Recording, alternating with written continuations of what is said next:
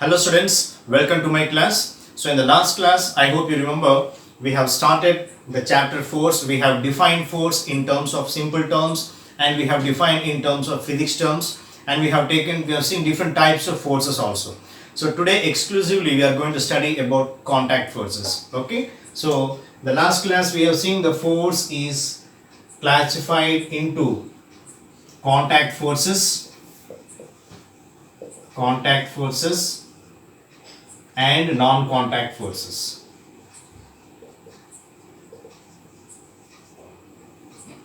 What are the examples for the contact forces? Muscular force,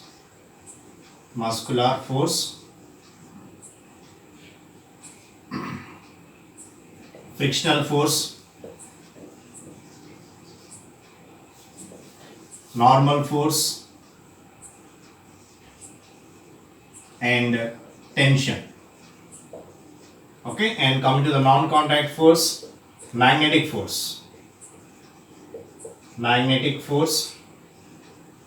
gravitational force,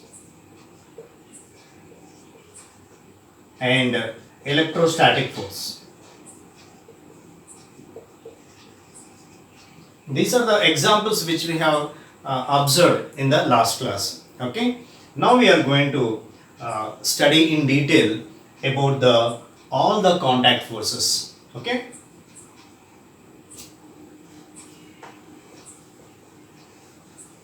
So let us start with muscular force.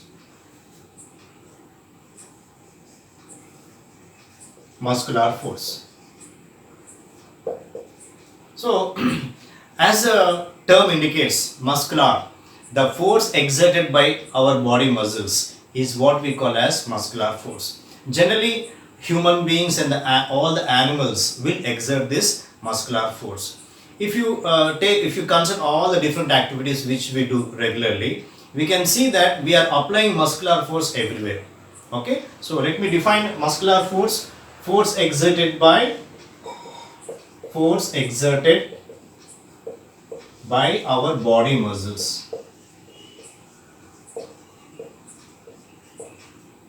Is called muscular force. Generally, all the human beings and animals exert muscular force. Okay, now let us write some of the examples, okay, which generally we always do. So let me say, for example, pushing and pulling the door. Okay, let us write all the examples which we generally do in our day-to-day lives. Push or pull of the door, and lifting a bag,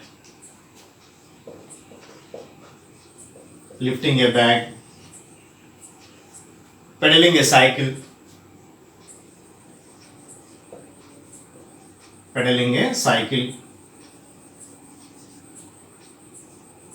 pushing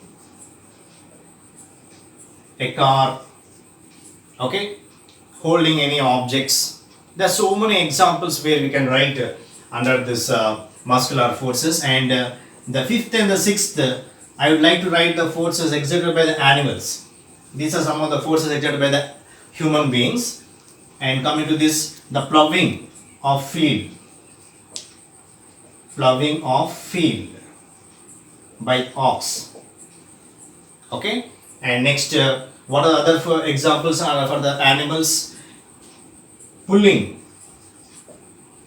of carriage by horses. These are some of the examples, children.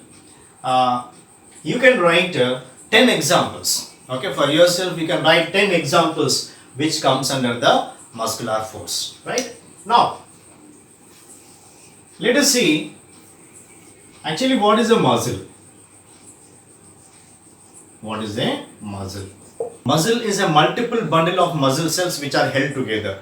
The muscles are arranged right round around the bone. Okay, so they are arranged in such a way that if you want to perform, if you want to apply a muscular force, then some group of muscles will contract and some group of muscles will expand.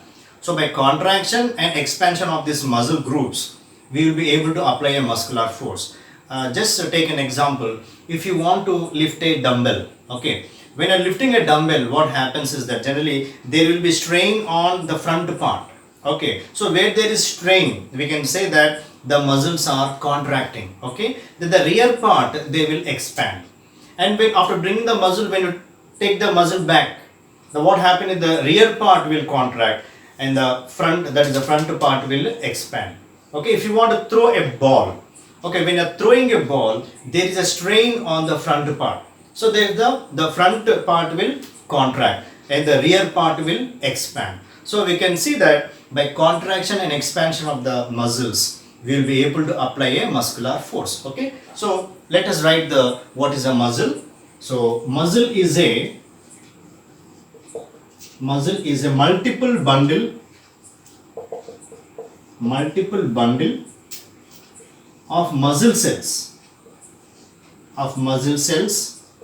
held together.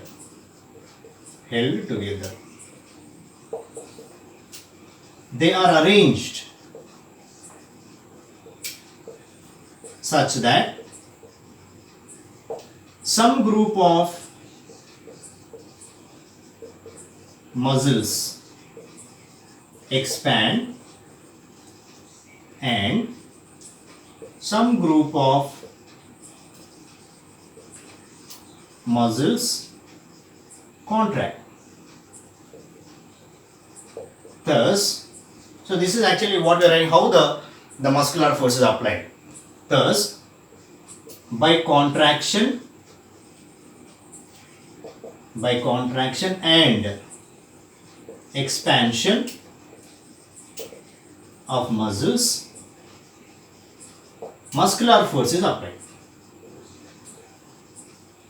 Muscular force is applied. Okay, children. Now we are going to see some special examples where we don't feel, where we are confused. We may be confused with what kind of force are applied. Let me write that examples here.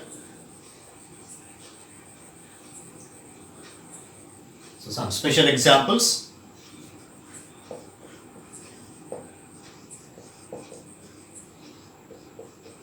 For example, first one is the heartbeat. Okay,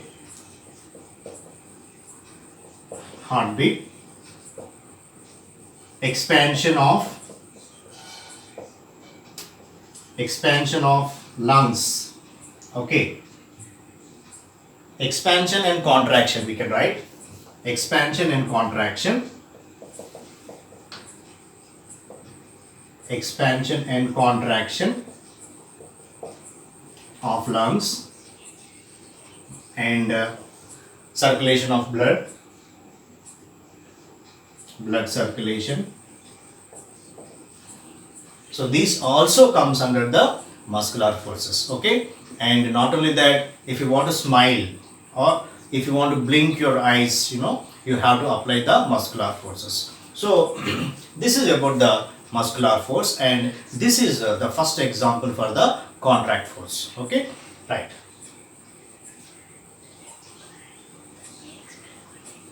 Next, after the muscular force, we are going to study about the next important force, that is frictional force.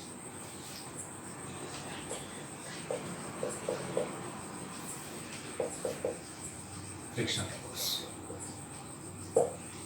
Okay. Let us take some examples. Suppose you are hitting a football, you are applying a force by kicking a football. Then what happens is that the ball rolls, and as the ball rolls, you will observe that after traveling some distance, the ball will automatically come to rest. So here you have to keep in mind, nobody is applying any force in the opposite direction. Okay, even though we don't apply any force in the opposite direction, what happens is that the ball will finally come to rest. even though we don't apply any force. Okay, now let us see the second example, children. So we are considering a cycle. Okay, there's a cycle, and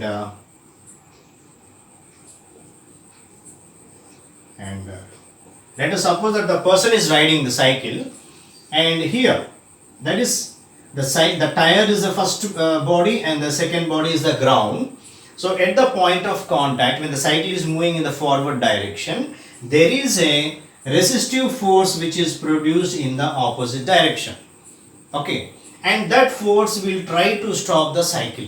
So the cycle will finally slowly, it will slow down and it will stop. For example, suppose the cycle is going in this direction. Okay, the cycle is going from right to left.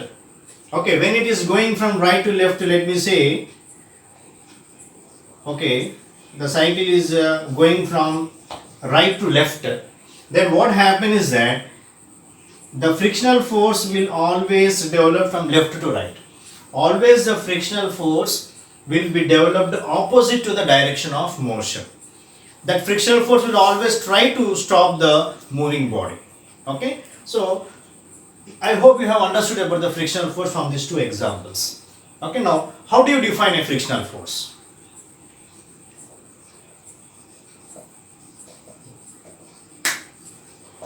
So frictional force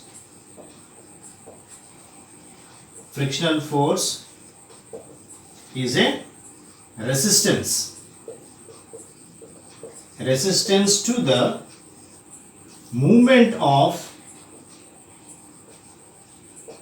movement of body over the surface of another body.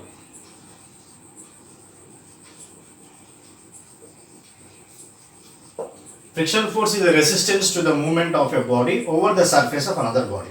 See, this is the second body and this is the first body. And always the resistance or the frictional force will be acting at the point of surface, and it will be acting opposite to the direction of motion. So let me write frictional force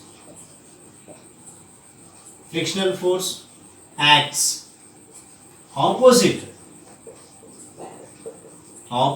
to direction of motion.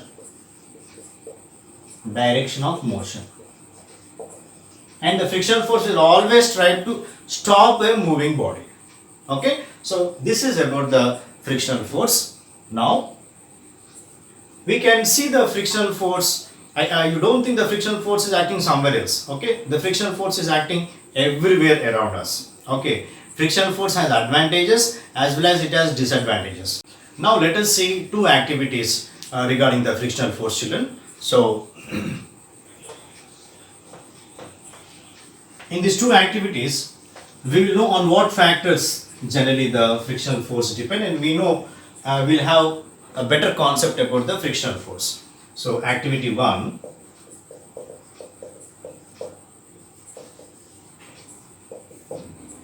we are going to take a path, and this is generally it is made up of marble. Okay, this marble floor, let me say. So this floor is made up of marble, and we have one more, that is it is a cement floor. This is a cement floor, and next we have a floor that is we put a carpet on it.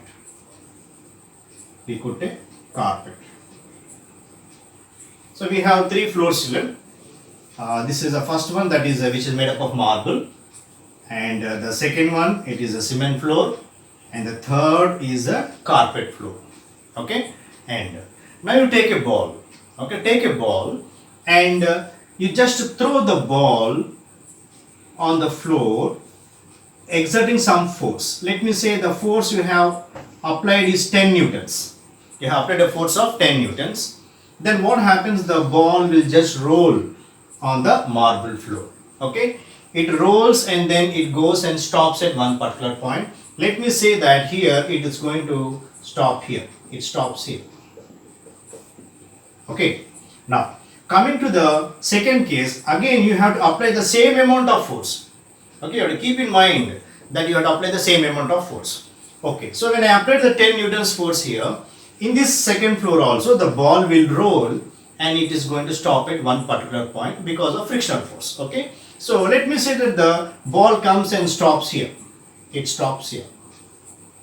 Okay, now coming to the third case also keep the ball and apply a force of 10 newtons. Now we'll see that the ball comes and it may stop somewhere here. So even though same amount of force is applied, we can see that the ball is traveling different distances. Okay, in the case of marble floor it has traveled long distance, and then cement and carpet it travel less distance. Okay, so what is the reason here? Yes, you all will say that because of frictional force. Yes, because of the frictional force it has traveled and it has stopped. We can say that the frictional force is acting on marble floor, cement floor as well as carpet floor. Because of that it's going to stop. But when you look at the three floors, the ball is stopping at different position. The position is different. Okay, in case of the marble floor it has traveled more distance. What does it mean? It means that the marble floor is applying that is less frictional forces, and then comes the cement floor, and then comes the carpet floor. So here the friction in case of carpet is more when we come to the friction case of the cement, and that is more when we come to the friction which is offered by the marble floor. Okay, the frictional force which is applied to the carpet is maximum here. Okay, now again if you think about it, why frictional force is more in case of the carpet, then we can understand that the surfaces of this marble floor, cement floor and the carpet are different. Okay, the marble floor is very smooth. Okay, so if it is very smooth, the frictional forces which are developed are also very less. So the frictional force will depend on the roughness of the surface. So I'll write frictional force depends on roughness of surface. Okay, so more rough. If the surface is more rough, then what happens is that more frictional force. And the more smooth, that is less friction.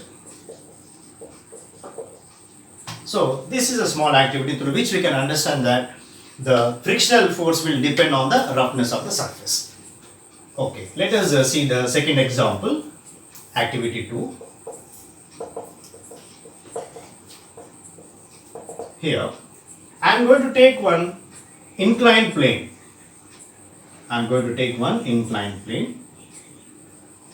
Okay, if you don't have an inclined plane, you can take one pad. Okay, and you just put it at some inclination. Okay, and then you are going to take three substances. You take ice cube. Okay, you take eraser, and you take any 2 rupee or 5 rupee coin. Okay, and all the three objects you just put it over the that is a inclined plane, and just you leave it. Okay, and just look at the three objects. So we'll observe that the ice cube will come at longer distance and then it may stop here, suppose. And then we'll see that the 5 rupee coin is here. Okay, the rupee coin is here, and the eraser, it will travel only small distance. That is, here the substances, the three different substances are dropped on the inclination plane at the same time. Okay, and we will observe that the ice cube will travel more distance when compared to the coin and the eraser. Now here again, what is that you can understand here? We can understand that it is nature of the surface of these materials. Okay, the ice cube, the surface is very smooth, and coming to the next, the rupee card, the 5 rupee coin, the surface is next, that is it is the surface, the roughness is in between ice cube and the eraser. The eraser, the surface is very much rough, so therefore the friction force is more in case of eraser, so it is traveling less distance. Okay, and ice is traveling more distance. Why? Because as the surface is very smooth, the less frictional force is applied. So from these two activities, what we can understand is that the frictional force depends on the nature of the surface. Okay students, now next let us discuss about the normal force.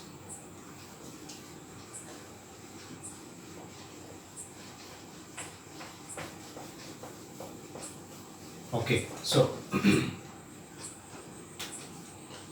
the third is normal force.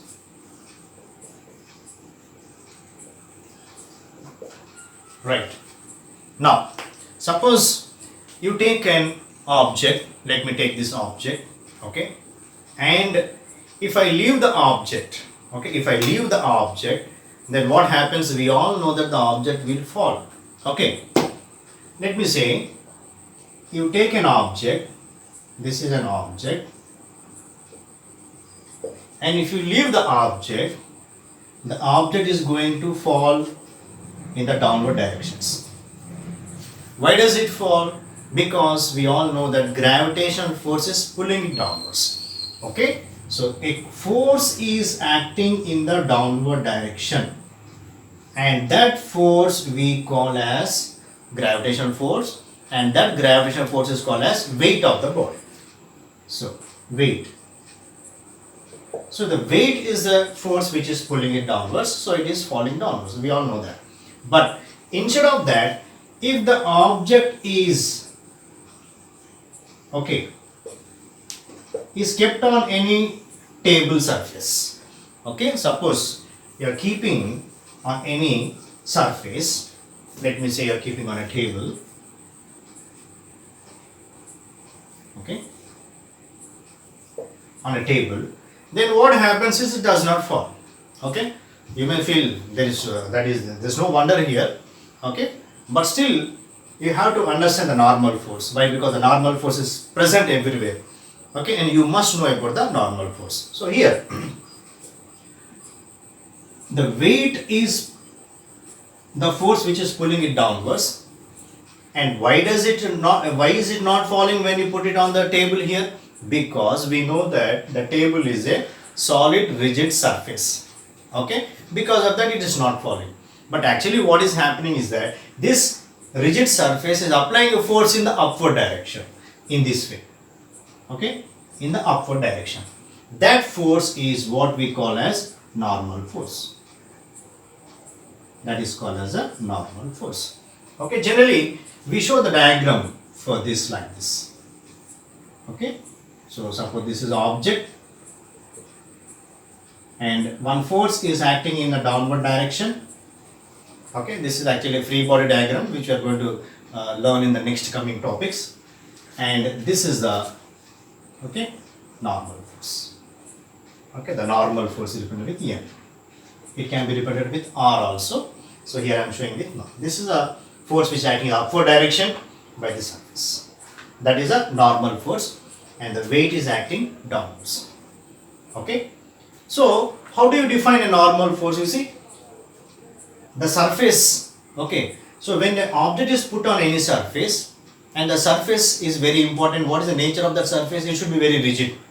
For example, if you put it in the water, what will happen? It will just go down. Okay, so it will stay only on the rigid surfaces. So let us define the normal force.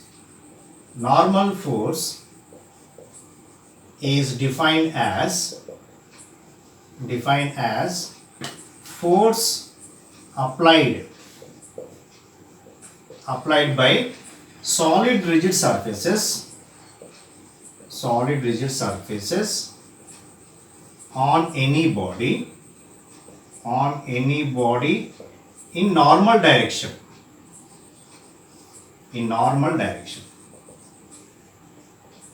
Okay, and what is the normal direction? The normal direction is nothing but it is a perpendicular direction to the plane surface.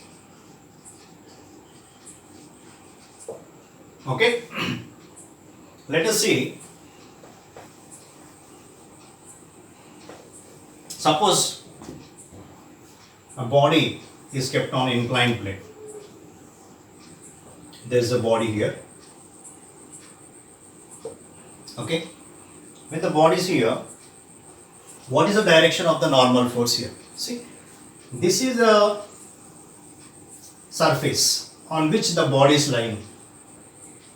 Normal force is defined as the force applied by the solid rigid surface on any body in normal direction. So to this surface the normal will be like this, that is which is making 90 degrees. Okay, so the normal force will be applied in this direction. This is normal force. Okay children, so I hope you have understood about the normal force. Whenever a body is placed on any surface, any table, so we may feel that no force is acting on it. Okay, but actually how many forces are acting on it? We know that one is already the gravitational force, that is the first force, that is F1. Okay, and we know that one more force is acting, that is normal force, which is F2. And always F1 is equal to F2, that is W is equal to N. Therefore, we say that this body is in equilibrium. We say that the body is at equilibrium. Why we say that it is at equilibrium? Because two forces are acting and the two forces are equal and opposite. So we say that the body is at equilibrium. Okay. Now,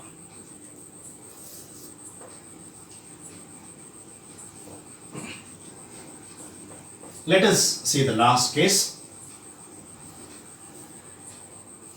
that is a tension.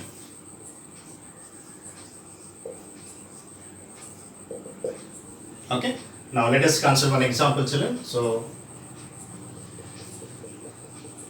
there is a ceiling we can see and there is a string which is suspended from the rigid suppose, and there is one object which is suspended like this. Okay, it looks like a pendulum. Let me say it is like a bob. Okay, this is a bob, one body, solid body. Now we know that there is a force acting on this body also, that is weight. Okay, so because of that weight, why is it not falling down? Because you have connected with a string. This is a string.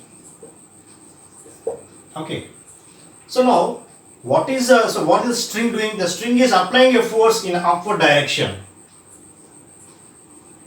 because of which the bob is not falling down. And that force which is applied by the string is what we call as tension. It is called as a tension. So let us define tension. Tension is defined as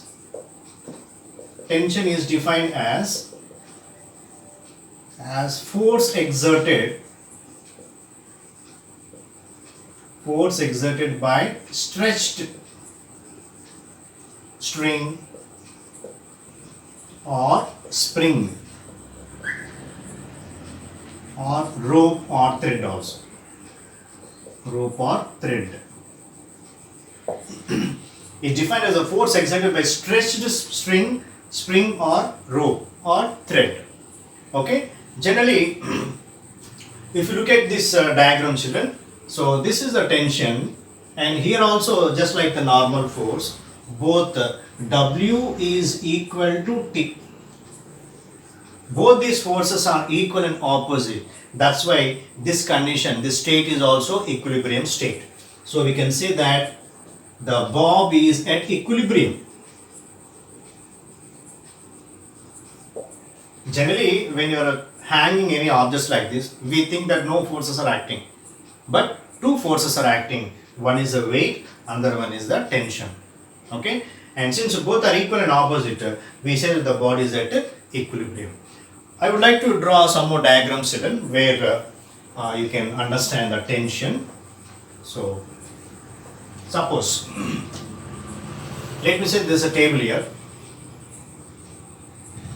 and you have put one object and there is one pulley, let me say, and there is a string like this.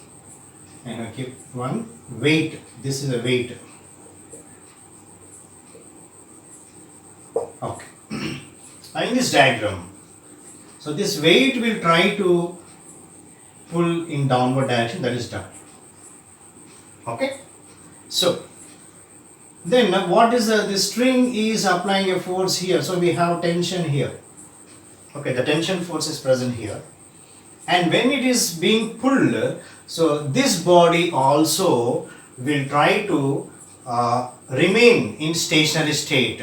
So because of that, what happens is that in the string here we get a tension here also. Okay, we have a force, that is T is acting here. Okay, so T is present here as well as the T is present here also. Okay, so this is a tension, this is one condition. Next, suppose this is a rigid surface, and let me say that we are having one pulley like this. Okay, and there's a rope which is hanging like this, and we have two weights. We have two different weights. We have two different weights here. Okay, let me say this is W1 which is acting this downward direction, and there is a weight which is acting here also in downward direction. Of course, as this weight is more, it will come like this. Okay, but I'm just drawing the forces which are acting. So because of this W1, so you will have a tension force acting here. Tension force is acting here. Okay, and at the same time, here the weight is acting downward, therefore we have the tension force here also. This is also T. These are the different tensions present, and let us see one more also. Generally,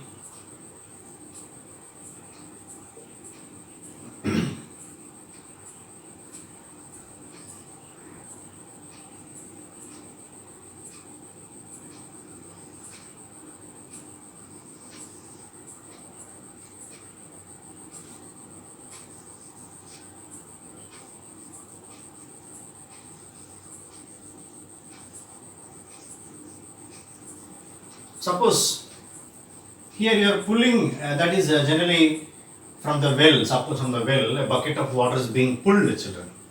Okay, here the weight of the bucket is acting downwards, and what is the force which is acting here? That is tension. Tension is acting here, and here you are pulling it in a downward direction. I am applying my force. I am applying my force. So a kind of force is produced here also, that is a tension. So wherever the strings or ropes are being stretched, a force is applied opposite to the pulling force. Okay, this you have to remember, children. The tension is always applied opposite to the pulling force. Tension is always applied opposite to the pulling force. Okay, since the weight is pulled here, tension is applied in the opposite direction. Here also weight is acting downward direction, so tension is applied in the opposite direction. So here also you can see, so here the weight is pulling downward, so tension is applied here. And here this body will try to remain in stationary state, and it tries to applies a kind of force on the string in this direction. So therefore the tension is applied in this direction. And here also you can understand the weight is acting in a downward direction, so tension is here.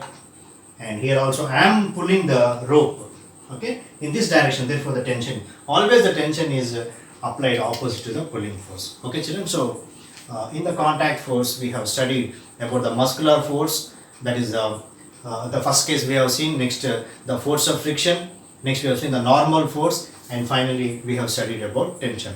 Hope you have got a good idea about all these different contact forces.